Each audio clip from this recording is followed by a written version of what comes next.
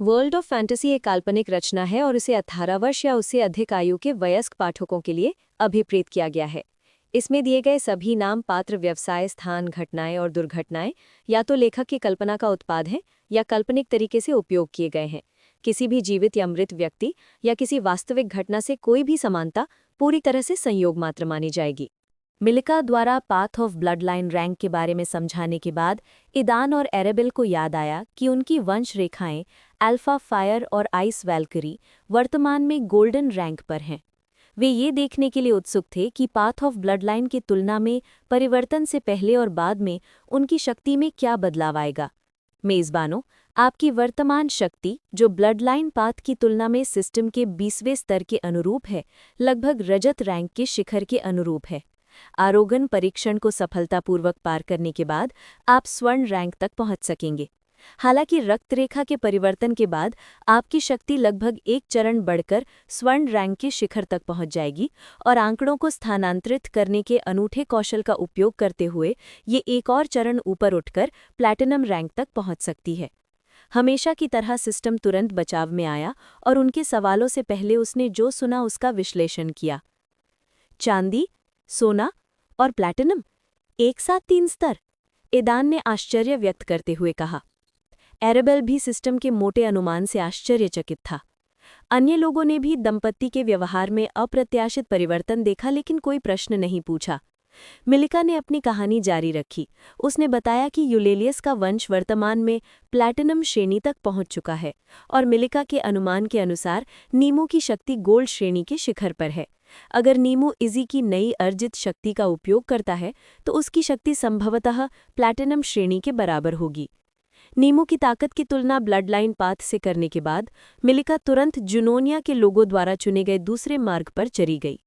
इस मार्ग को आमतौर पर महारत का मार्ग कहा जाता है। जुनोनिया के सभी निवासियों के पास ऐसा वंश नहीं होता जो उन्हें उच्च लोकों तक पहुंचने में मदद कर सके। ऐसे प्राणियों के लिए महारत का मार्ग जीवन रक्षक मार्ग बन जाता है। ये मार्ग का सामान्य नाम है जिसमें साधना के कई क्षेत्र शामिल हैं, जैसे कि जादू का मार्ग, तलवार का मार्ग, धनुष का मार्ग और कई अन्य। मिलिका ने मास्टरी पाथ में दंपति को रैंक से परिचित कराया और उदाहरण के तौर पर तलवार के मार्ग का प्रयोग किया और उसकी तुलना ब्लड लाइन पाथ में रैंक से की। निचला क्षेत्र, रैंक 0 लोहा, मृतक। रैंक 1 कांस्य, स्वॉर्ड अनुयायी। Rank 2 silver, sword disciple. Rank 3 स्वर्ण, स्वॉर्ड अलीट शिष्य। Rank 4 platinum, swordsman. रैंक 5 हीरा, एलीट स्वॉर्डमैन। रैंक 6 दुर्लभ, स्वॉर्ड विशेषज्ञ। रैंक 7 महाकाव्य, स्वॉर्ड एलीट विशेषज्ञ। Rank 8 legendary, sword master. Rank 9 the mythical, sword grand master. Rank 10 प्राचीन, स्वॉर्ड संत। मिलिका के अनुसार तलवार के मार्ग में नीमो का पद तलवार के एलीट शिष्य के शिखर के बराबर है। मिलिका के शब्दों के बाद ही उन्हें एहसास हुआ कि नीमो में कोई जादुई क्षमता नहीं थी। पूरे समय नीमो द्वारा इस्तेमाल किया जाने वाला जादू इजी से आता था। वही मंत्र पढ़ती और उसका इस्तेमाल करती थी और इजी के साथ अपने संबंध की बदौलत नीमो उसके मंत्रों को अपने मंत्र की तरह इस्तेमाल कर सकता था। बेशक इससे ईदान और एरेबेल को बहुत हैरानी हुई। वे ये भी जानते थे कि नीमो एक श्रेष्ठ जाति का वंशज था, लेकिन वंशानुक्रम निश्चित था और वो अभी तक वंशानुक्रम के अनुसार विकसित नहीं हो पाया था। वे केवल अनुमान ही लगा सकते थे कि उनका वंशानुक्रम कैसा था। मिलिका ने दंपत्ति को समझाया कि प्रवीणता के मार्ग पर चलना रक्त पथ पर चलने से ज्यादा कठिन है। हालांकि कई लोगों के लिए यही एकमात्र रास्ता है और कई लोग निचले लोक में फंसे हुए हैं और उच्च लोक तक पहुंचने में असमर्थ हैं। रक्त पथ के कई अभ्यासी एक ही समय में निपुणता पथ का भी अभ्यास करते हैं। उदाहरण के लिए यूलेलिया जादू के पथ और रक्त पथ में सुधार कर रही है और उसके दोनों पथों की रैंक लगभग समान है। मिलिका ने यह भी बताया कि पाथ ऑफ ब्लड लाइन और पाथ ऑफ मैजिक दोनों में सुधार किया जा रहा है। उसने ये भी सीखा कि दोनों रास्तों को कैसे जोड़ा जाए, जिससे उसे और मजबूत बनने का एक नया तरीका मिल गया। मिलिका ज्यादातर निचले लोक के बारे में बात कर रही थी और समझा रही थी कि उन्हें उच्च लोक के बारे में तभी पता चलेगा जब वे उसमें सेंध लगा पाएंगे।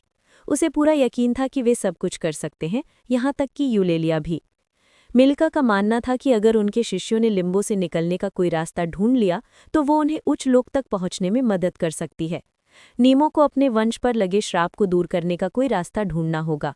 ईदान और एरेबेल की बात करें तो अपने जागृत वंश के कारण वे उच्च लोक का मार्ग पहले ही खोज चुके हैं।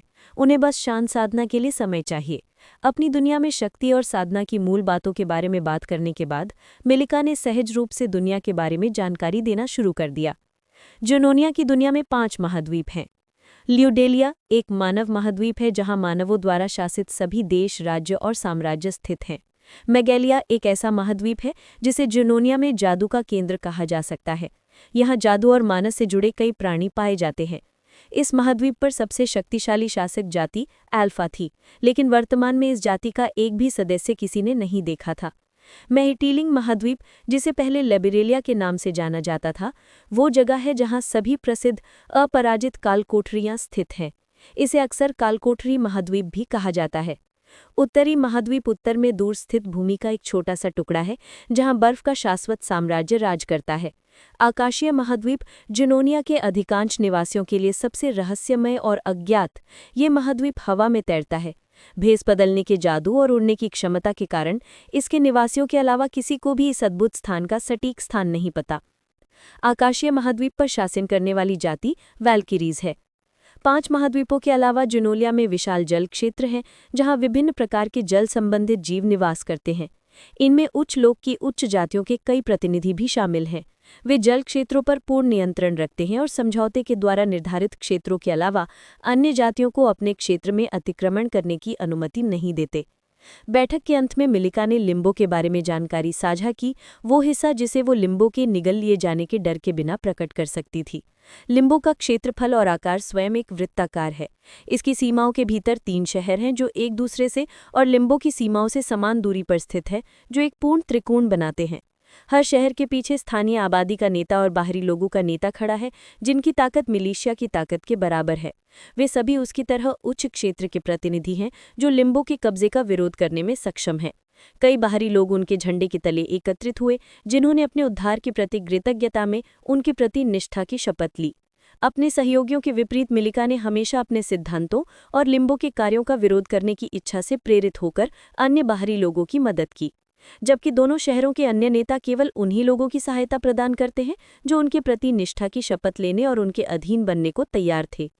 इन तीनों के अलावा उच्च लोकों के अन्य प्रतिनिधि भी हैं जो सत्ता की तलाश नहीं करते और इस मंडल के अन्य प्रतिनिधियों के साथ संघर्ष के डर के बिना केवल अपने हितों में कार्य करते हैं।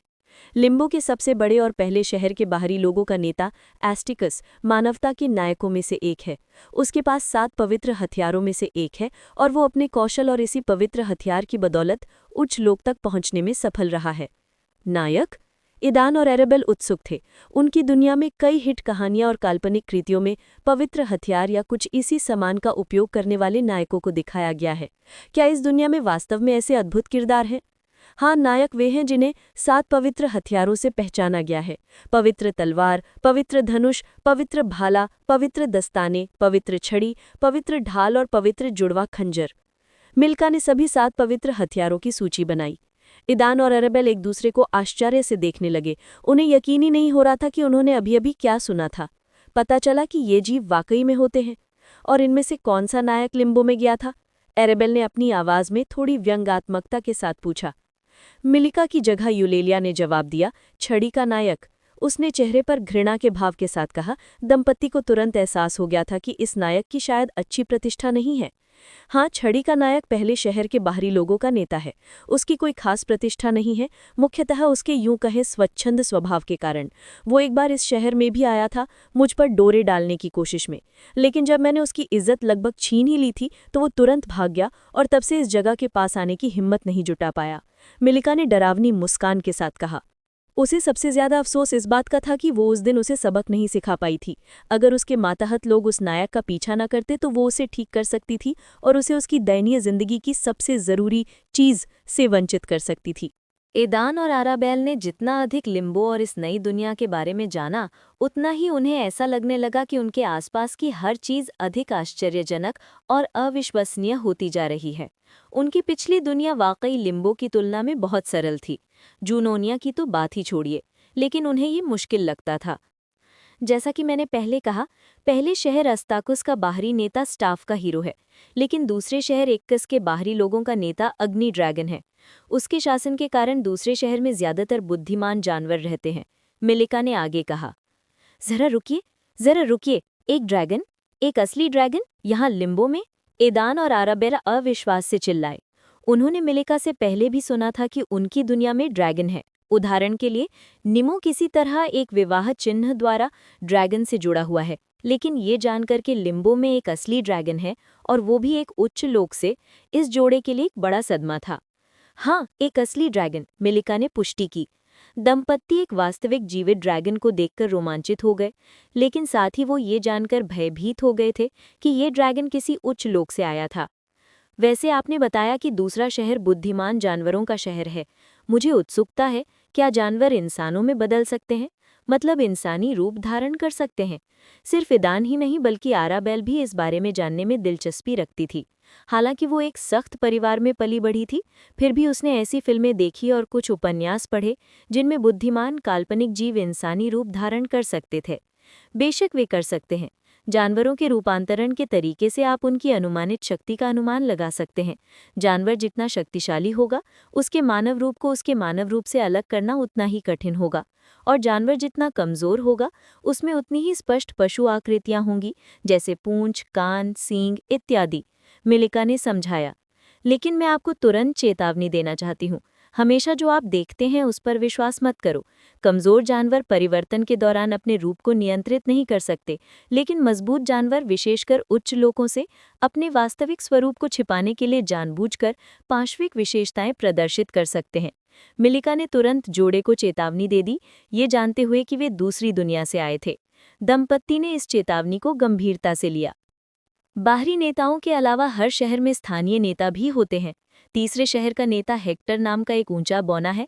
लिम्बो के दमन के कारण उसकी ताकत मिलिका के बराबर है, और हालांकि दोनों एक दूसरे से कुछ हद तक नाखुश हैं, फिर भी वे एक दूसरे का सम्मान करते हैं। संयोग से वे खुद को बाढ़ के बिल्कुल विपरीत पा गए। इसके अलावा लिम्बो के बारे में अपनी कहानी में मिलिका ने एडवेंचरर्स गिल्ड पर थोड़ा ध्यान दिया। उनके अनुसार एडवेंचरर्स गिल्ड तटस्थ रहता है और स्थानीय आबादी और बाहरी लोगों के झगड़ों में दखल नहीं देता। हालांकि दोनों पक्षों के सदस्य गिल्ड के सदस्य होते हैं।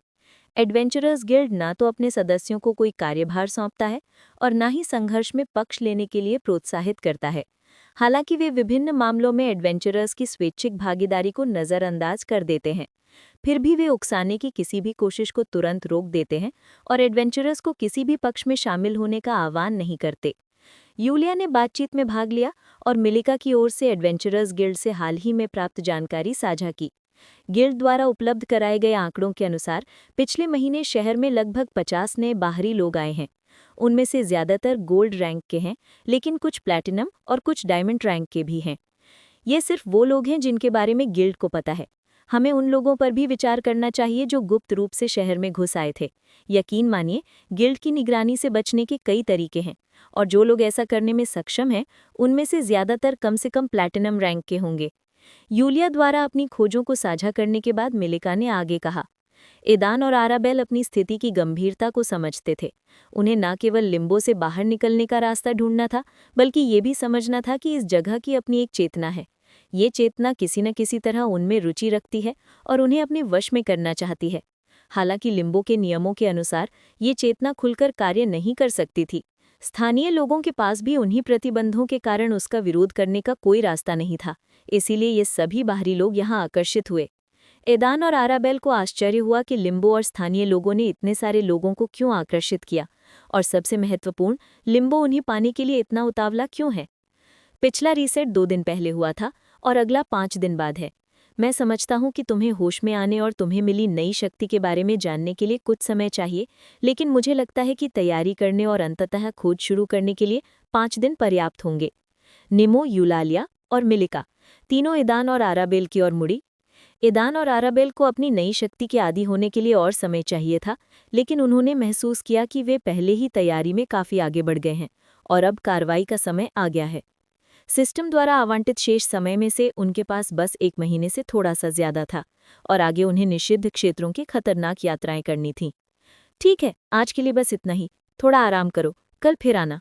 मैं तुम्हारी ताकत परखूंगी और तुम्हें कुछ टिप्स दूंगी कि कैसे थोड़े समय में इसे थोड़ा बेहतर बनाया जा सकता है। दरअसल वो अभी से ही उन्हें परखना और सिखाना शुरू करना चाहती थी, लेकिन उसने कुछ संकेत देखे कि ईदान और आराबेल की हालत ठीक नहीं थी और उन्हें कुछ परेशानी हो रही थी। मेलिका उनके साथ निषिद्ध क्षेत्रों के बारे में जानकारी भी साझा करना चाहती थी, लेकिन उसने मना कर दिया। उसने उन्हें पहले ही बहुत सारी जानकारी दे दी है और बेहतर होगा कि वे पहले उसे समझ लें और फिर वे खोज शुरू करें, उससे पहले वो शेयर करेगी। ये मेलिका का फैसला था। सबने मेलिका के सुझाव का समर्थन किया और तित्तर-बित्तर हो गए। ईदान और आराबेल दूसरी मंजिल पर गए और ईदान के कमरे में दाखिल हुए। वे पूरे समय चुप रहे। मीटिंग के अंत में दंपत्ति को ये देखकर आश्चर्य हुआ कि सिस्टम ने उन्हें एक अजीबोगरीब काम दिया। पहले तो वे असमंजस में पड़ गए, लेकिन जब उन्हें आखिरकार समझ में आया तो उन्हें अपने कानों पर यकीन नहीं हुआ। मेजबान, इस लिम्बो दुनिया की चेतना में घुसपैठ के कारण सिस्टम को निषिद्ध क्षेत्रों के बारे में कुछ संचार और जानकारी प्राप्त हुई है। सिस्टम को जानकारी मिली है कि डॉपलगैंगर्स के जंगल के मध्य भाग में जल्द ही एक अनोखा जीव जन्म लेगा। सिस्टम एक कार्य प्रस्तुत करता है। मेजबानों को डॉपलगैंगर्स के जंगल के मध्य क्षेत्र में घुसपैठ करनी होगी और रेन क्लान के एक वंशज को इस जीव को वश में करने में मदद करनी होगी। इनाम के तौर पर उन्हें सिस्टम की एक नई विशेषता की खोज करनी होगी, बीस्ट टेमिंग। अभी हाल ही में वे लिम्बो सिटी में बुद्धिमान जानवरों और ड्रैगन पर चर्चा कर रहे थे, जब अचानक सिस्टम ने उन्हें एक कार्य दिया जिसका इनाम एक नई सुविधा है, जानवरों को वश में करना।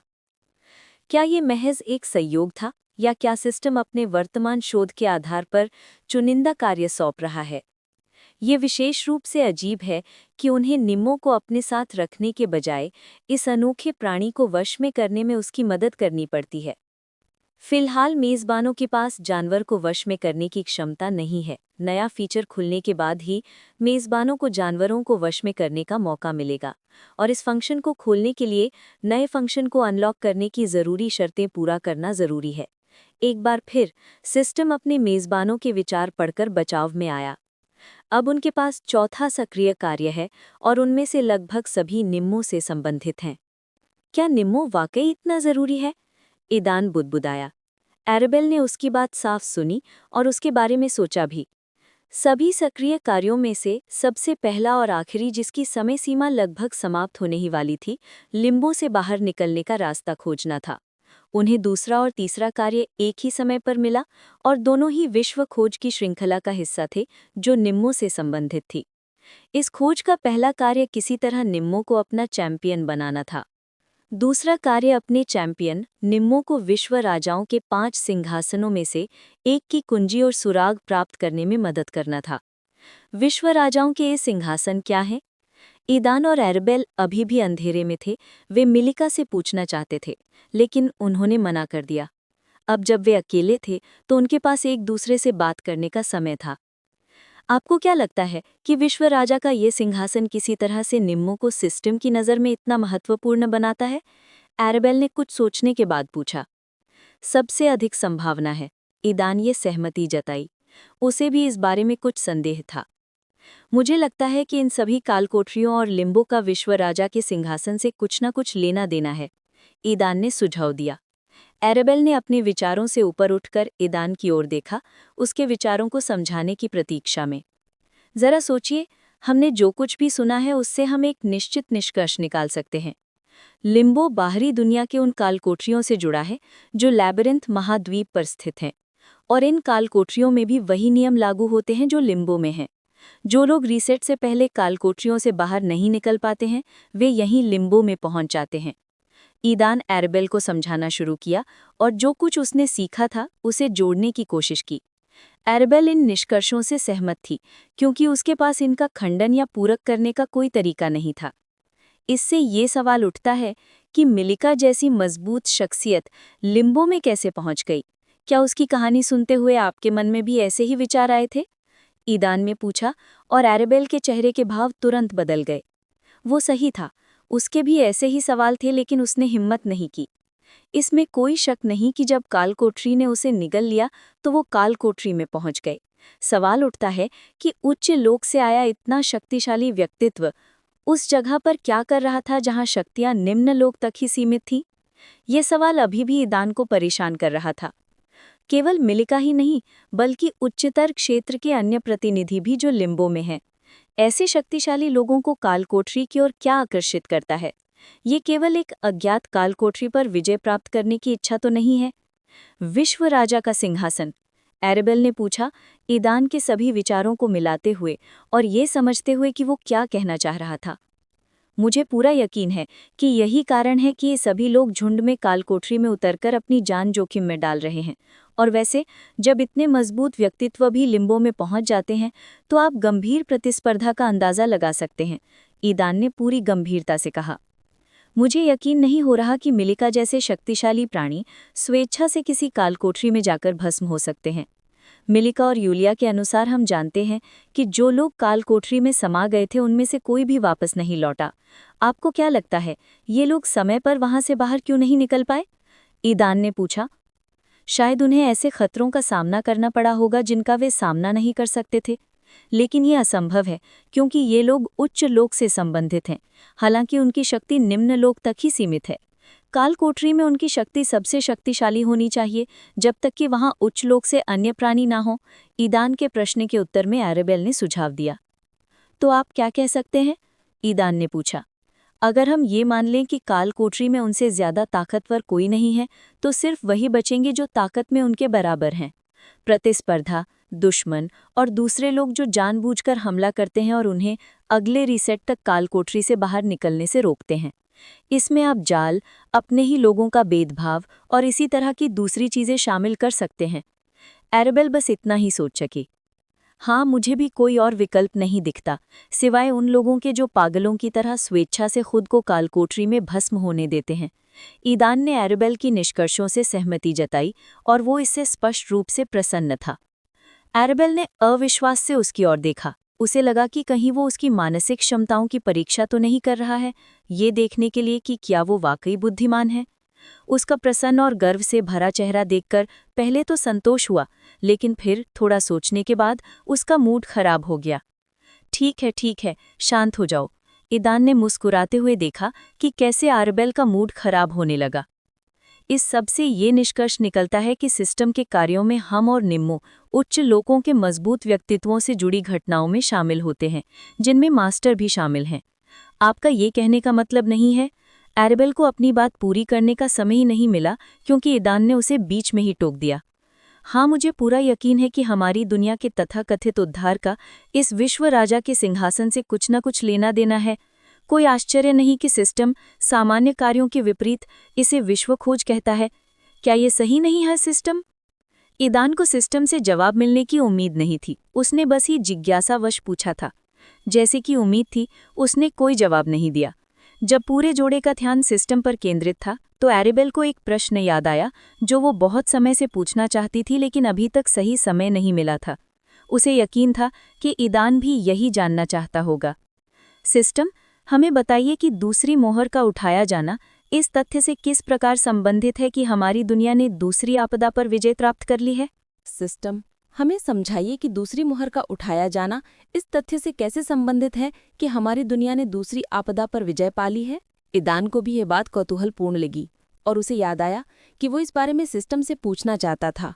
मेजबानों, आपको ये तब पता चलेगा जब आप लिम्बो से बाहर निकलने का रास्ता खोज लेंगे और अपनी दुनिया में वापस लौट आएंगे, सिस्टम ने संक्षेप में उत्तर दिया। ईदान और एरेबेल को तुरंत एहसास हो गया कि सिस्टम न केवल इस प्रश्न का उत्तर नहीं देना चाहता था, बल्कि यदि वे लगातार पूछते घी तो भी वो इसका उत्तर नहीं देता। मेजबानों, सिस्टम आपको सलाह देता है कि जब तक आप अपनी नई वंशावली पर नियंत्रण नहीं कर लेते, तब तक आप एक दूसरे से दूरी बनाए रखें। आपकी वंशावली की खासियतों के कारण वे आपस में बातचीत करते हैं, जिससे एक दूसरे के नुकसान की भरपाई होती है। ये थोड़े समय के लिए उपयोगी हो सकता है, लेकिन लंबे समय में ये जहर के समान है। आप इस प्रभाव के आदी हो सकते हैं और भविष्य में आप एक दूसरे के बिना नहीं रह पाएंगे। ईदान और एरेबेल बेवकूफ़ नहीं थे और उन्हें तुरंत समझ आ गया कि इस सिस्टम का क्या मतलब है। वे इसे काफ़ी समय से महसूस कर रहे थे, लेकिन वे इसे स्वीकार नहीं करना चाहते थे। ईदान को अरेबेल के साथ बहुत अच्छा लग रहा था। उसकी भावनाएं शांत थीं और कोकून से बाहर आने के बाद जैसी अस्त-व्यस्त नहीं थीं। दूसरी ओर अरेबेल ईदान से मिलने से पहले ही अकेलापन और ठंडक महसूस करती थी। उसकी भावनाएं और संवेदनाएं सुस्त पड़ गई थीं और जब तक वे साथ साथ चलने नहीं लगे थे तब तक उसे ईदान की मौजूदगी का एहसास नहीं हुआ था। उसे उसके साथ इतना गर्म और आरामदायक महसूस हो रहा था कि वो वहां से जाना ही नहीं चाहती थी। मेज़बानों, व्यवस्था आपको हर समय एक दूसरे से दूर रहने की जरूरत नहीं देती। वो सिर्फ आपकी भलाई चाहती है और अपने वंश को नियंत्रित करने का आप पर मौजूदा आधे अधूरे उपायों से ज्यादा असर होगा। नए बदलावों से बचने की कोशिश किए बिना उनके साथ घुलने मिलने की कोशिश करें। अगर ये आपके लिए मुश्किल हो तो जरूरत पड़ने पर नुकसान की भरपाई के लिए एक दूसरे से मदद मांगे। इससे पहले तो व्यवस्था मौन रही थी, लेकिन इस बार जब उन्होंने उनके सवालों को टाल दिया तो उन्होंने सक्रिय रूप से सलाह देना शुरू कर दिया। सिस्टम दृढ़ता से अनुशंसा करता है कि मेजबान वंश के एकीकरण और जादू के मार्ग और तलवार के मार्ग के समायोजन से उत्पन्न उनके नए कौशलों पर ध्यान दें। दूसरी मुहर के हटने के साथ इन कौशलों का स्तर काफी बढ़ गया है और सिस्टम इनके विकास को बढ़ाने की दृढ़ता से सलाह देता है। ये याद करते हुए कि सिस्टम ने पहले ही इसका जिक्र कर दिया था, रिहाई के बाद इस जोड़े ने अपनी स्थिति की जांच करने का फैसला किया। उन्होंने पाथ ऑफ मैजिक और पाथ ऑफ स्वॉर्ड में सीखे गए कौशलों में महत्वपूर्ण बदलाव देखे। अब बचे हुए सभी कौशल, साथ ही पुराने कौशलों की जगह लेने वाले नए कौशल ज्यादातर उनके वंश के अनुरूप थे। ईदान की तरफ से अग्नि तत्व से संबंधित ना होने वाले सभी जादुई मंत्र गायब हो गए और उनकी जगह प्रकाश तत्व से संबंधित नए मंत्र प्रकट हुए। दिलचस्प बात यह है कि शुरुआत में ईदान ने इस तत्व से संबंधित किसी भी मंत्र का अध्ययन नहीं किया था। ईदान के तलवार पथ विंडो में पहले के सभी तलवार कौशल गायब हो गए थे। उनकी जगह पर पूरी तरह से नई तकनीकें सामने आईं, जिन्हें तथाकथित सूर्य तलवार शैली में मिला दिया गया। सभी कौशलों का स्तर पहले स्तर पर आ गया और लगभग आधी तकनीकें अवरुद्ध हो गईं। अरेबेल के जादू के मार्ग की विंडो में जल और बर्फ के तत्व से संबंधित नहीं सभी मंत्र भी गायब हो गए। उनकी जगह अंधकार का तत्व प्रकट हुआ, जो प्रकाश के तत्व के विपरीत था। इस खोज ने न केवल अरेबेल को बल्कि स्वयं ईदान को भी आश्चर्यचकित कर दिया। ऐसा प्रतीत होता है कि सिस्टम ने जानबूझकर उनके सभी मंत्रों को एक दूसरे के विपरीत बना दिया है। अरेबेल के तलवार पथखंड में ईदान की तरह सभी तलवार कौशल गायब हो गए और उनके स्थान पर पूरी तरह से नई तकनीकें दिखाई दीं, जिन्हें चंद्र तलवार शैली में संयोजित किया गया। सूर्य और चंद्रमा, है ना? सूर्य अग्नि का प्रतिनिधित्व करता है और चंद्रमा उसका विपरीत। सब कुछ कितना साधारण है, लेकिन साथ ही ये दिलचस्प भी है। ईदान ने अरेबेल से पूरी तरह सहमति व्यक्त की। उसे अपनी दुनिया के परिचित विपरीत तक याद आ गए, जो प्रकाश और अंधकार, यिन और यांग हैं। यिन स्त्रीत्व, निष्क्रिय, अंधकारमय सिद्धांत का प्रतीक है और यांग पुरुषत्व, सक्रिय और उज्ज्वल का प्रतीक है। यिन और यांग न केवल एक दूसरे से भिन्न हैं, बल्कि एक दूसरे पर निर्भर भी हैं और एक दूसरे के बिना अस्तित्व में नहीं रह सकते। ये संतुलन और अंतर्क्रिया संसार में सामंजस्य और संतुलन पैदा करती है। ये आश्चर्यजनक रूप से युगल प्रणाली की विशिष्टता से मेल खाता है, जहाँ प्रत्येक पक्ष दूसरे का पूरक है। पति पत्नी, यिन और यांग, इसमें कुछ गहरी सामंजस्य है। इन दोनों मार्गों पर चर्चा करने के बाद दोनों ने रक्तरेखा पथ विंडो की ओर ध्यान आकर्षित किया। उनके वंश से संबंधित अधिकांश क्षमताएं धूसर रंग की थीं, जिसका मतलब था कि वे उपलब्ध नहीं थी। केवल कुछ क्षमताएं ही उपलब्ध थीं और दंपति उनमें से काफी कुछ सीखने में सक्षम था। ये वही योग्यताएं थीं जो उनके पास परीक्षण के दौरान उपलब्ध थीं, जो जागरण के बाद उनकी सिस्टम बन गई। अधिकांश होस्ट को अनलॉक करने के लिए उन्हें अपनी ब्लड लाइन को नियंत्रित करना होगा और उसके साथ तालमेल बढ़ाना होगा। हालांकि कुछ function blood line rank upgrade होने के बाद ही उपलब्ध होंगे।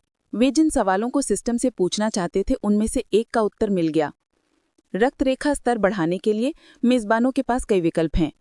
पहला विकल्प है व्यापार करना और व्यापार प्रणाली के पुरस्कारों से रक्तरेखा की गुणवत्ता को सुधारने के लिए सुप्रीम ब्लड लाइन व्यापार प्रणाली से विशेष औषधियां खरीदना। दूसरा विकल्प है कि आप अपनी पसंद की वंशावली चुराएं और उसे अपने अंदर समाहित कर लें। कोई भी अल्फा या वॉल्करी वंशावली चलेगी। पहला तरीका आसान लगता है, क्योंकि इसे लागू करने के लिए आपको सिर्फ सिस्टम पॉइंट्स की जरूरत है। हालांकि व्यापार फंक्शन को देखे बिना ही दंपत्ति को एहसास हो गया कि इस तरह के पोषण की कीमत बहुत अधिक होगी। हालांकि दूसरा विकल्प उन्हें काफी डरावना लगा, खासकर उस जोड़े के लिए जिन्हें अभी तक दूसरी दुनिया की नई वास्तविकताओं के साथ तालमेल बिठाने का समय नहीं मिला था। सिस्टम ने उन्हें अल्फा और वॉल्करीज का शिकार करने का आह्वान किया, ताकि वे उनके वंश को आत्मसात कर सकें और अपनी रैंक बढ़ा सकें। ईदान और अरबेल इस प्रस्ताव को तुरंत स्वीकार नहीं कर सकते थे। इसके अलावा सिस्टम दृढ़ता से अनुशंसा करता है कि मेज़बान कौशल और तकनीक सीखना शुरू करें और साथ ही सिस्टम की मदद के बिना उनका उपयोग करना भी सीखें। इस अप्रत्याशित सिफारिश से वे थोड़ा हैरान हो गए। क्या सिस्टम हमें इसकी मदद के बिना कौशल और तकनीकों की इस पूरी सूची का उपयोग करने का कोई तरीका सुझाता है? ईदान ने अरबेल से पूछा कि क्या वो सिस्टम को ठीक से समझ गया है। अरबेल भी हैरान थी, लेकिन उसने सिर हिलाकर पुष्टि कर दी कि ईदान ने सब कुछ सही सुना था। सिस्टम, इसका क्या मतलब है? क्या आप ये कह रहे हैं कि हम आपकी मदद के बिना भी ये सब कर सकते हैं? हाँ, आप ठीक कह रहे हैं मेज़बान। पिछली बार सिस्टम ने जब आपको निराश किया था तो उसने सबक सीख लिया है। उसने इस बात पर ध्यान नहीं दिया और आपको चेतावनी भी नहीं दी कि दुनिया बहुत बड़ी है और इसमें ऐसे कई प्राणी और शक्तियां हैं जो सिस्टम के प्रभाव और शक्ति को दबा सकती हैं। मेज़बानों को भविष्य में एक से अधिक बार ऐसी परिस्थितियों का सामना करना पड़ेगा जब सिस्टम उपलब्ध नहीं होगा। ऐसी स्थितियों से बचने के लिए जब वे इसकी दुर्गमता के कारण लगभग मर गए थे, सिस्टम अपनी परवाह किए बिना इसके द्वारा प्रदान किए जाने वाले सभी कौशलों और क्षमताओं में निपुणता हासिल करने की सलाह देता है। हालांकि सिस्टम के शब्द चौंकाने वाले थे, लेकिन इस नज़रिए से देखा जाए तो वे समझ में आते हैं। उन्हें वो मन अच्छी तरह याद है जब वे अपने हमशक्लों से मिलने पर सिस्टम की मदद नहीं कर सके थे। अगर ऐसा दोबारा हुआ और सिस्टम से उनका संपर्क टूट गया तो वे फिर से अपने आप को ऐसी ही स्थिति में पाएंगे। ऐसी स्थिति से बचने के लिए सिस्टम न केवल समाधान प्रदान करता है, बल्कि मेज़बानों को ये भी स्पष्ट कर देता है कि वे सभी आवश्यक कौशलों में निपुणता हासिल कर सकते हैं और सिस्टम उपलब्ध न होने पर भी उनका उपयोग कर सकते हैं। ये सब कुछ बदल देता है। ये समझते हुए दोनों ने फैसला किया कि वे सिस्टम की मदद के बिना अपनी ज़रूरत की हर चीज़ सीखने के तरीके खोजेंगे और साथ ही अपने वंश पर नियंत्रण रखने की भी कोशिश करेंगे। एक दूसरे और सिस्टम से बात करने के बाद इस जोड़े ने सिस्टम की सलाह मानने और अपने वंश पर नियंत्रण करने का फैसला किया। हालांकि जैसा कि बाद में पता चला, ये उतना आसान नहीं था जितना उन्होंने सोचा था। उन्होंने उस दिन का बाकी समय एक दूसरे से अलग बिताया। पहले तो उन्हें अपने अंदर कोई बदलाव महसूस नहीं हुआ। सब कुछ सामान्य और जाना पहचाना सा लग रहा था। हालांकि शाम के समय उनकी वंशावली की अपूर्णता के पहले लक्षण दिखाई देने लगे और इसका उन पर प्रभाव पड़ने लगा। ईदान को लगा कि उसकी धड़कनें तेज हो गई हैं। उसे पसीना आ रहा था और उसके कपड़े उसके शरीर से चिपक रहे थे। उसके लिए एक जगह टिके रहना मुश्किल हो गया था। पहले तो सब ठीक रहा, लेकिन समय के साथ हालत बिगड़ती गई। इस वजह से उसे नींद भी नहीं आती थी।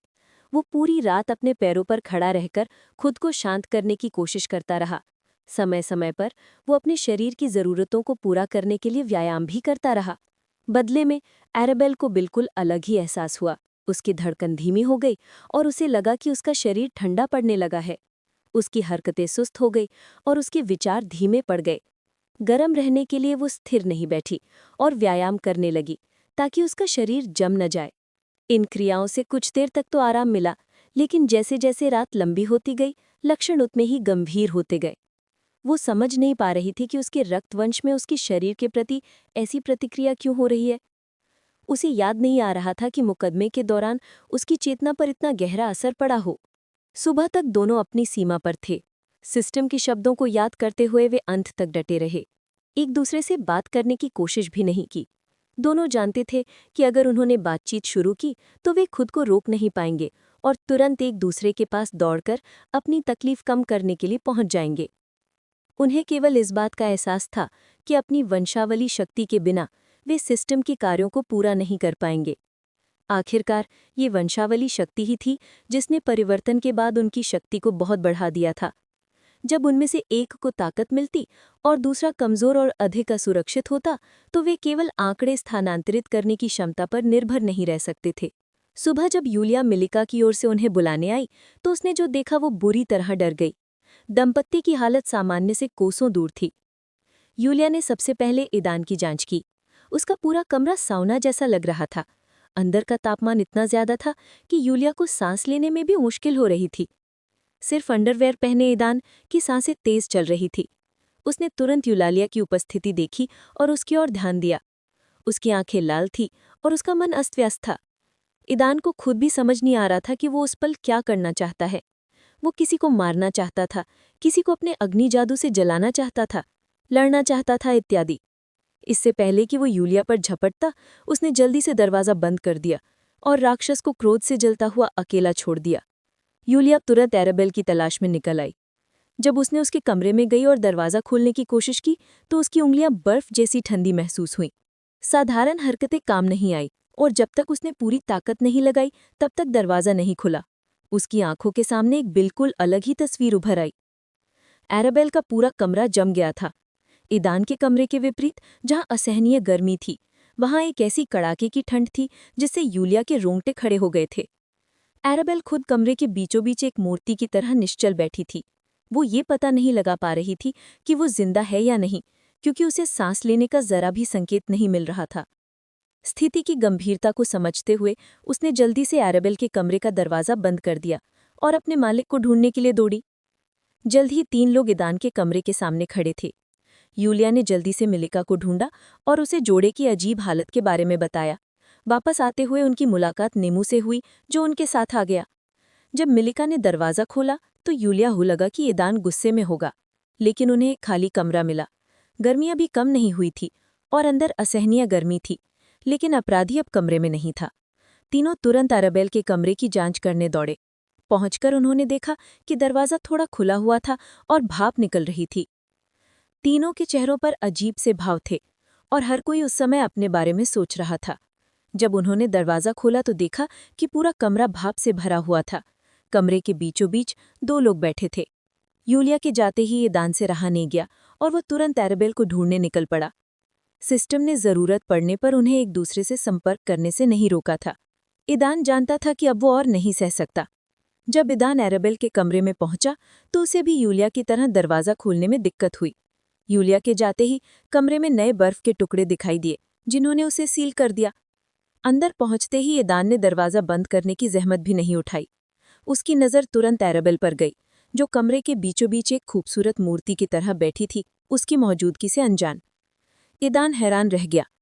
बिना किसी बदलाव के भी उससे बर्फ तत्व की शक्तिशाली तरंगें निकल रही थी। उसके लंबे लाल बाल के सिरे हल्के से सफ़ेद हो गए थे, लेकिन वो पूरी तरह से अपने मानव रूप में थी। उसने एक बड़े सफ़ेद दुपट्टे को ओढ़ रखा था, जो हल्के से सरसरा रहा था, मानो उसमें कोई चेतना हो। ईदान के अंदर कुछ ऐसा था जो उसे अपनी ओर खींच रहा था, और उसने बिना किसी प्रतिरोध के उसे अपनी ओर खींच लिया। वो झट से उसके पास गया और उसके बगल में बैठ गया।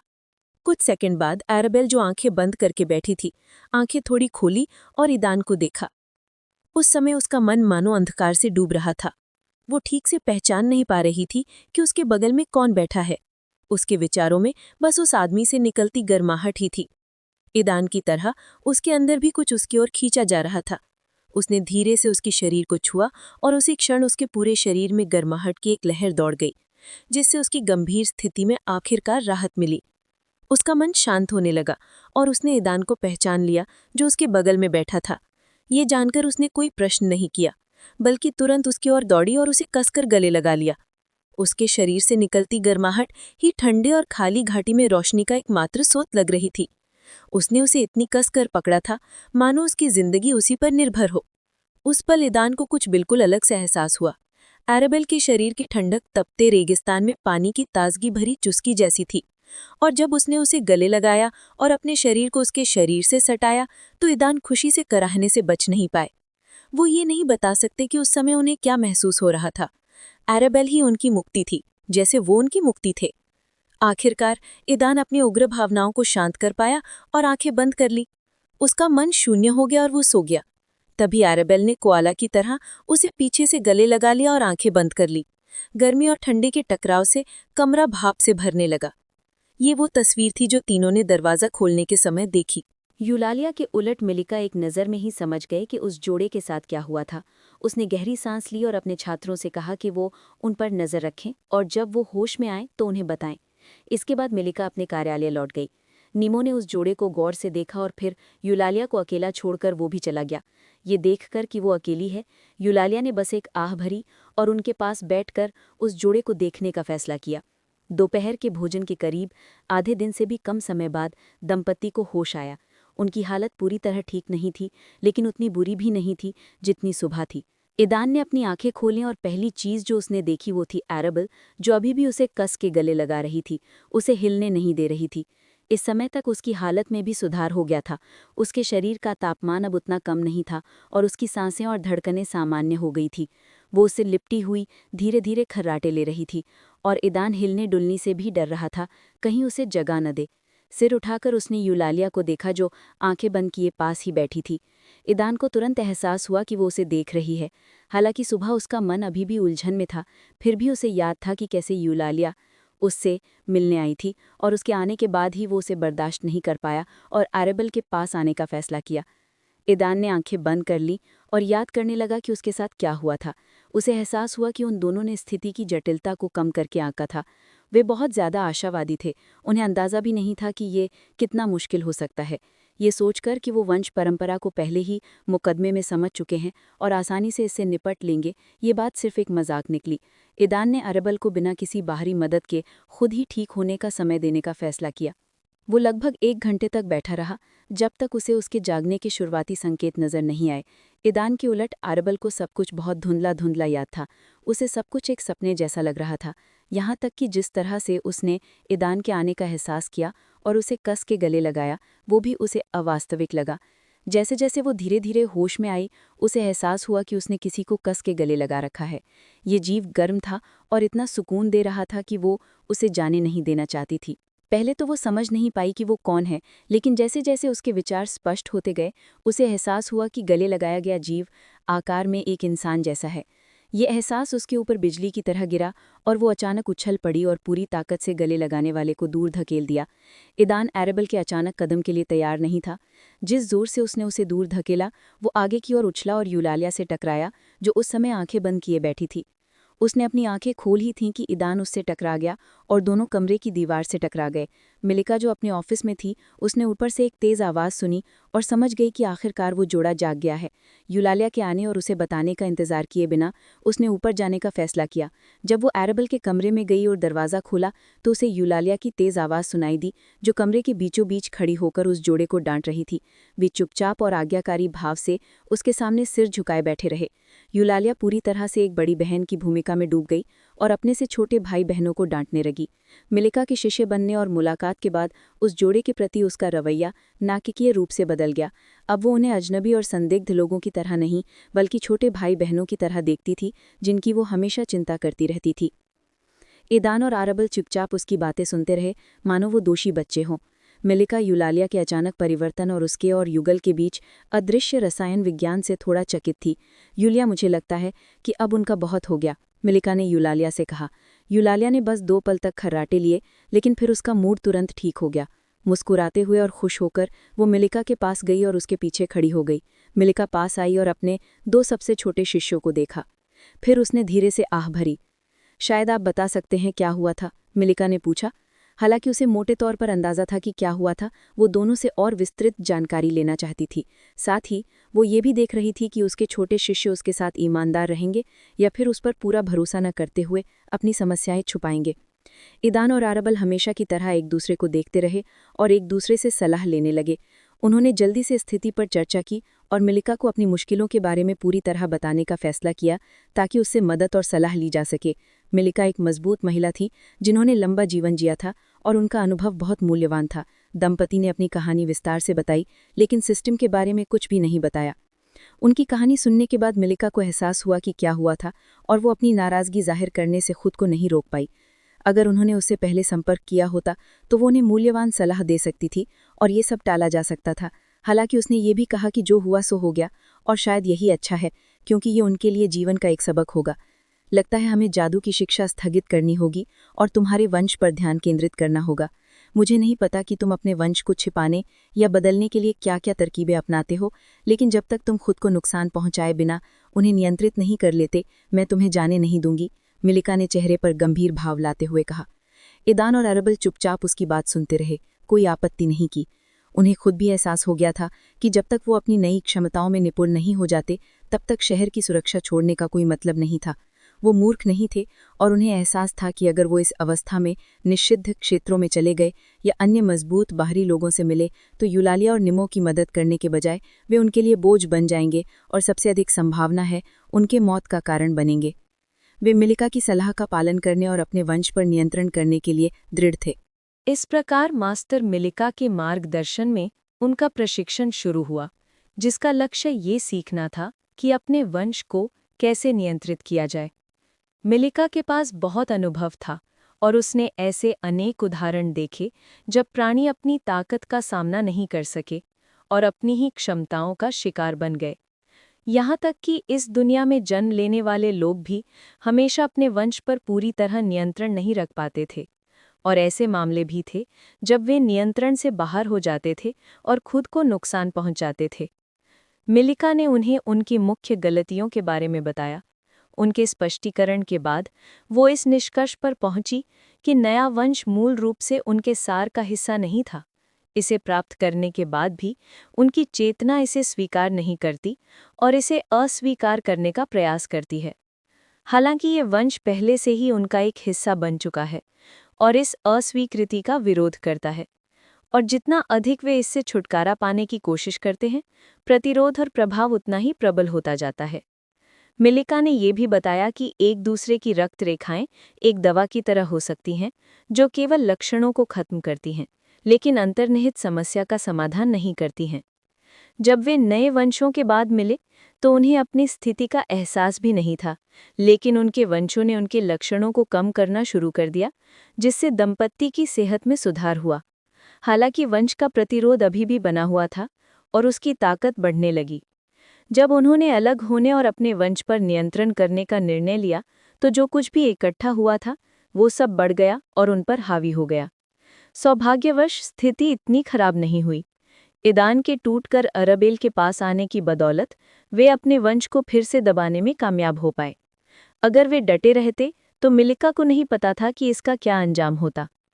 अब वे वहीं वापस आ गए हैं जहां से उन्होंने शुरुआत की थी, लेकिन पिछली बार के विपरीत यदि वे फिर से वही निर्णय लेंगे और पुनः प्रयास करेंगे तो स्थिति और भी बदतर हो जाएगी। मिलिका सोच रही थी कि उन्हें अपने वंश से निपटने में कैसे मदद की जाए।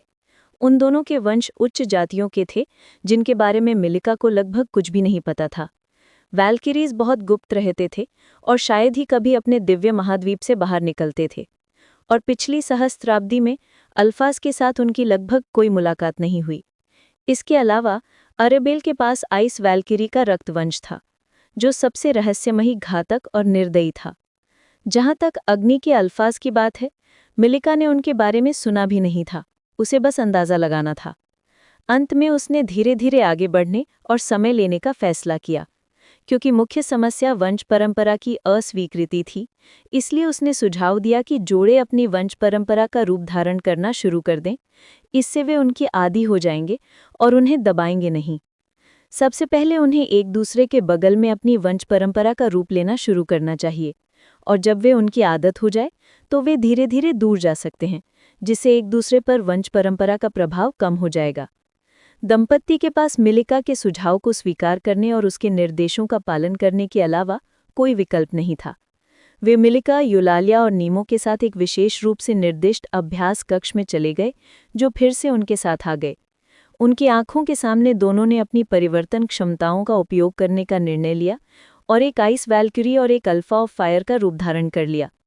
अरेबेल के लंबे लाल बाल बर्फ की तरह सफ़ेद हो गए और उसने जो सफ़ेद दुपट्टा पहना था वो छोटे छोटे टुकड़ों में बिखरकर 2 जोड़ी बर्फ की तरह सफ़ेद पंखों का आकार ले लिया। उसकी लंबाई और शरीर का बाकी हिस्सा काफ़ी बढ़ गया। मिलिका, यूलालिया, नीमो और ईदान उसकी खूबसूरती की तारीफ किए बिना नहीं रह सके। नीमो के अंदर की आत्मा इजी भी अरेबेल के रूप रंग की तारीफ किए बिना नहीं रह सकी, जिससे नीमो को भी सिरदर्द होने लगा। इसी समय ईदान के काले बाल और भूरी आंखें चमकदार लाल हो गईं और उसकी ऊंचाई पहले से थोड़ी बढ़ गई। पूरा कमरा तुरंत एक ओर ठंड और दूसरी ओर गर्मी से भर गया। परिवर्तन के बाद दंपत्ति को लगा कि उनके अंदर कुछ जाग रहा है और उनके मन पर कब्जा करने की कोशिश कर रहा है। उन्हें एहसास हुआ कि ये यादें और उनके पिछले व्यक्तित्वों की प्रतिध्वनियां हैं, जिन्हें उन्होंने परीक्षण के दौरान अनुभव किया था। हालांकि वे पहले ही उनमें विलीन हो चुके थे और जो कुछ हुआ था उसे याद कर चुके थे, फिर भी उन्होंने इन यादों को अपना हिस्सा मानकर पूरी तरह स्वीकार नहीं किया था। अब जाके उन्हें सिस्टम की चेतावनियों की गंभीरता का एहसास हुआ। अगर वे इसे संभाल नहीं पाते तो ये यादें और प्रतिध्वनियां उनके मन पर हावी हो सकती थी और उनके शरीर पर स्वामित्व के लिए संघर्ष कर सकती थीं। इसके अलावा ये यादें और प्रतिध्वनियां उनके वंश से गहराई से जुड़ी हुई थी, आइस वैल्किरी और अल्फा ऑफ फायर। जोड़ा ये मान सकता था कि इन सभी समस्याओं का मुख्य कारण वे ही है। मिलिका के मार्गदर्शन में दंपति ने स्वयं के अन्य संस्करणों को स्वीकार करने का प्रयास शुरू किया, ताकि स्थिति नियंत्रण से बाहर होने से पहले वे अंततः उनके साथ घुल मिल सकें। बाकी 4 दिन जल्दी बीत गए। मिलिका और जोड़े को ये जानकर आश्चर्य हुआ कि वे कम से कम इस काम को पूरा करने में कामयाब हो गए और बिना किसी गंभीर परिणाम के अपने वंश को नियंत्रित करना सीख लिया। इन 4 दिनों में बिना किसी प्रतिरोध के जोड़े ने धीरे धीरे लेकिन निश्चित रूप से अपनी दूसरी पहचान को स्वीकार कर लिया। वे तुरंत नहीं लेकिन टुकड़ों में अपनी चेतना पर छाई हर चीज को याद करके और महसूस करते रहे। ये सिर्फ यादें ही नहीं थीं, बल्कि भावनाएं और संवेदनाएं भी थीं। दूसरे व्यक्तित्व के प्रभाव में उनकी मूल पहचान अक्षुण्ण नहीं रही। इन सभी घटनाओं के प्रभाव में उनका व्यक्तित्व धीरे धीरे बदलने लगा, लेकिन उनके चरित्र का आधार वही रहा। दंपति के पास और कोई चारा नहीं था, या तो एक नए व्यक्तित्व को स्वीकार करे या फिर इस व्यक्तित्व को आज़ादी मिलने दे और एक समस्या बन जाए। दोनों ही ये नतीजा नहीं चाहते थे, इसलिए उन्होंने इस तमाशे को हमेशा के लिए खत्म करने का दृढ़ निश्चय कर लिया। उन्हें अपने नए रूप में ढलने में शायद ज्यादा समय लग जाता, लेकिन वैसे भी दंपति के पास ज्यादा समय नहीं बचा था। उन्होंने देर ना करते हुए तुरंत अपनी योजना पर अमल करना शुरू कर दिया। हालांकि ये अभी भी आदर्श से बहुत दूर था, लेकिन मिलिका और दंपति वंश में महारत हासिल करने में अपनी वर्तमान प्रगति से काफी संतुष्ट थे। और इसलिए अगले रीसेट से पहले मिलिका ने अपने सभी शिष्यों को इकट्ठा किया और उनके साथ कुछ महत्वपूर्ण जानकारी साझा की। वो निषिद्ध क्षेत्रों, लिम्बो से बाहर निकलने की योजनाओं और उन बाहरी लोगों का सामना करने के तरीकों के बारे में बात करना चाहती थी जो उनके रास्ते में आ सकते थे। रीसेट वाले दिन सुबह सुबह सभी लोग मिलिका के कार्यालय में इकट्ठा हुए। वे मेज के चारों ओर बैठे थे और मिलिका अपने शिष्यों को अपने संग्रह से एक दुर्लभ चाय पिला रही थी, जिसे उसने खुद तैयार किया था। ये एक लंबी और महत्वपूर्ण बातचीत होने वाली थी। जब सभी शिष्यों ने चाय का घूंट लिया और उसके स्वाद की सराहना की, तब अंततः मिलिका ने चुप्पी तोड़ी। मुझे लगता है कि हमें शुरू करना चाहिए, उसने अपने शिष्यों से कहा, और सभी ने गंभीरता से अपने गुरु की ओर देखा। शुरुआत के लिए ईदान और एराबेल ने अपनी वंशावली में कमोबेश महारत हासिल कर ली है और मैं उन्हें अपनी अनुमति दे रहा हूँ। अब अगर तुम्हारे रास्ते में कोई रुकावट आए तो वे बोझ नहीं बनेंगे। मिलिका के शब्द मुख्यतः यूलालिया और नीमो को संबोधित थे। अपने गुरु मिलिका के विपरीत वे हमेशा प्रशिक्षण के दौरान इस जोड़े के साथ नहीं रहते थे। उनकी अपनी चिंताएं और रुचियां थीं। यूलालिया और नीमो ये सुनकर खुश हुए। अब उन्हें सब कुछ फिर से टालना नहीं पड़ेगा और वे आखिरकार कुछ कर पाएंगे। चलिए मुख्य प्रश्न से शुरू करते हैं, लिम्बो से कैसे निकलें? लेकिन इस विषय पर गहराई से विचार करने से पहले आइए पहले ये जान लें कि लिम्बो क्या है। मिलिका ने अपने शिष्यों से पूछा। जैसे ही उसने ये सवाल पूछा, उसे लगा जैसे किसी रहस्यमयी प्राणी की नज़र उस पर पड़ रही है। मिलिका तुरंत समझ गई कि ये लिम्बो है। उसके और लिम्बो के बीच एक समझौता हुआ था कि मिलिका को लिम्बो के राज किसी से साझा नहीं करने चाहिए, वरना लिम्बो को उसे निगलने का पूरा हक था। इसीलिए मिलिका ने अपने शिष्यों से ये प्रश्न पूछा, लिम्बो के बारे में उनकी समझ को परखने के लिए और लिम्बो की अपनी प्रतिक्रिया देखने के लिए। इस नज़र के जवाब में मिलिका बस मुस्कुरा दी। यूलालिया ने स्वेच्छा से प्रश्न का उत्तर दिया और बताया कि ईदान और एराबेल ने लिम्बो के बारे में पहले ही क्या जान लिया था। हाँ, लिम्बो वाकई एक अजीब जगह थी, यहाँ तक कि उसका सिस्टम भी हैरान था और ये जानकर अचंभित था कि इतनी अलग छोटी सी दुनिया की अपनी एक आदिम चेतना थी। जैसा कि आप पहले ही समझ चुके हैं, लिम्बो एक खास जगह है। मुझे यकीन नहीं है कि जुनोनिया में ऐसी और दुनियाएं हैं भी या नहीं। यहाँ बिताए अपने पूरे समय में मुझे एहसास हुआ है कि लिम्बो का अपना एक अनोखा उद्देश्य है। मिलिका किनारे पर चल रही थी, उसके शब्द उसके अपने निष्कर्ष और लिम्बो के साथ विलय से मिली सीख से मेल खा रहे थे। जैसा कि आप जानते हैं, लिम्बो में 3 शहर हैं। हर एक शहर एक खास जगह है और हर रीसेट के बाद वे सुरक्षित ठिकानों का काम करते हैं। उनका स्थान वही रहता है और शहरों और लिम्बो सीमा के बीच की दूरी लगभग उतनी ही है। ये कहते हुए मिलिका अपनी सीट से उठी और अलमारी में जाकर एक छोटा सा चर्मपत्र निकाला। जब वो वापस लौटी तो उसने चर्मपत्र मेज पर रखा और उसे खोला। चर्मपत्र पर संपूर्ण लिम्बो का नक्शा बनाया गया था। जैसा कि मिलिका ने कहा, लिम्बो का नक्शा एक वृत्त के आकार का था। वृत्त का पूरा क्षेत्र 10 क्षेत्रों में बटा हुआ था। मिलिका द्वारा दिखाए गए मानचित्र में सभी क्षेत्र त्रिकोणाकार थे। 3 शहरों द्वारा बनाए गए केंद्रीय त्रिभुज के अलावा प्रत्येक क्षेत्र में अलग अलग रंगों के वृत्त दर्शाए गए थे। जैसा कि आप देख सकते हैं, ये लिम्बो का मानचित्र है। इसे मैंने नहीं बल्कि एडवेंचरर गिल्ड ने अपने लंबे अस्तित्व के दौरान संकलित किया है। हम कह सकते हैं कि ये अब तक का सबसे विस्तृत और सटीक लिम्बो मानचित्र है, मिलिका ने कहा। फिर उसने समझाना शुरू किया। लिम्बो को 10 क्षेत्रों में बांटा गया था। रीसेट के बाद लिम्बो के 9 निषिद्ध क्षेत्रों में से एक हमेशा केंद्रीय क्षेत्र को छोड़कर सभी 9 क्षेत्रों में दिखाई देता है। इनमें से प्रत्येक क्षेत्र में 3 परतें होती हैं, बाहरी, मध्य और केंद्रीय। तीनों परतों में से बाहरी परत को सबसे कम खतरनाक माना जाता है। मध्य क्षेत्र पहले से ही लिम्बो के अधिकांश निवासियों के लिए खतरा बना हुआ है और मध्य भाग सबसे खतरनाक जगह है जहां मृत्युदर सभी कल्पनीय सीमाओं को पार कर जाती है। और बेशक मिलिका ने निषिद्ध क्षेत्रों की सूची बनाना शुरू कर दी तथा उनमें से प्रत्येक का संक्षिप्त वर्णन दिया। डॉपलगैंगर का जंगल वह जगह है जहां ईदान और एरेबल पहली बार मिले थे। ये घना हरा भरा जंगल है जो जीवन से भरपूर है। हालांकि इसकी विशिष्टता यहाँ मौजूद अनोखे जीवों में निहित है जो दूसरों की नकल कर सकते हैं और हूबहू प्रतिकृतियां बना सकते हैं। डॉपलगैंगर के जंगल की एक और विशिष्टता यहाँ के सभी निवासियों की उन्मत्त क्रूरता और परपीड़न है। मृतकों की झील सबसे रहस्यमयी और खतरनाक निषिद्ध क्षेत्रों में से एक है। ये एक विशाल निर्जीव अंधेरी झील है जो चारों ओर सन्नाटे से घिरी है। अफवाह है कि ये झील जीवित मृतकों, भूतों और अन्य मृत प्राणियों से भरी हुई है। मिलिका के अनुसार उसने कभी इस झील को देखने की हिम्मत नहीं की। जब भी उसके मन में वहां जाने का ख्याल आता, उसकी अंतरात्मा उसे खतरे की चेतावनी देती और वो हमेशा उस आवाज़ पर ध्यान देती और झील में उतरने की कोई कोशिश नहीं करती। पत्थरों की घाटी एक अद्भुत जगह है जो एक निषिद्ध क्षेत्र है और पूरी तरह से पत्थरों से बनी है। यहाँ के पेड़ पौधे, यहाँ तक कि जीव जंतु भी पत्थरों से बने हैं। लेकिन इस जगह की सबसे अनोखी बात यह है कि हर दिन ये लगातार बदलती और फिर से बनती रहती है, जिससे बिन बुलाए मेहमानों के लिए उलझन भरी भूल भुलैया बन जाती है। इस विशेषता के कारण घाटी की खोज करना बहुत मुश्किल हो जाता है। इसके अलावा पत्थरों की प्रकृति के कारण वहाँ मौजूद सभी जीवों की सुरक्षा बहुत मजबूत है और उनसे निपटना अभी भी एक समस्या है। कीटों के झुंड की गुफाएं एक विशाल संरचना है जिसमें कई सुरंगें हैं जो डरावने और विशाल कीटों से भरी हुई हैं। ये एक और जगह है जहां मिलिका ने विशाल कीटों के डर के कारण जाने की हिम्मत नहीं की। बर्फ की गुफाएं एक रहस्यमयी जगह है जो बर्फ के एक विशाल टुकड़े की तरह दिखती है, जिसके अंदर एक बर्फीली भूल भुलैया फैली हुई है। इसके नीरस बर्फीले वातावरण के कारण इस भूल भुलैया में खो जाना आसान है। खतरा यहाँ की अत्यधिक ठंड और बर्फीली क्षमताओं वाले असंख्य शक्तिशाली राक्षसों से है।